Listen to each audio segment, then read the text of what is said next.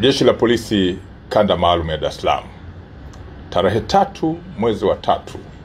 mwaka huu wa 2025 lilimkamata mtu mmoja ambaye amefahamika kwa jina la Joyce Mbaga au maarufu kwa jina la Nicole kwa tuhuma za kujipatia pesa kwa njia ya udanganyifu, lakini kufanya biashara hii ya kuanzisha magrupu na kukusanya pesa kinyume na sheria ambazo zinahusiana na masuala ya kifedha. Matukio haya yametokea maeneo tofauti tofauti katika jiji la Dar es Salaam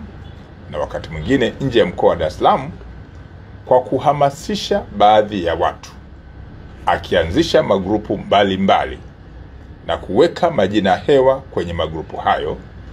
kwamba wanachangia pesa, na baada ya muda mfupi basi utapata kiwango kikubwa cha pesa, swala ambalo baadaye anakuja kutopatikana kwenye simu na kupotea na pesa ambazo watu wamechangia. Mtuhumiwa huyu Joyce Mbaga Nicole, mpaka muda huu kwenye hatua za awali, watu zaidi ya 16 wamejitokeza kumlalamikia na kuchukuliwa pesa zao katika mfumo huu ambao ni wa kujipatia pesa kwa njia za udanganyifu katika mazingira ambayo nimeyataja. Hatua za kisheria, ikiwa ni pamoja na kuishirikisha ofisi ya mashtaka, zinaendelea ili kuona ni jinsi gani mtuhumiwa huyu atafikishwa kwenye mamlaka zingine za kisheria, ikiwa ni pamoja na mahakama. Aidha, jeshi la polisi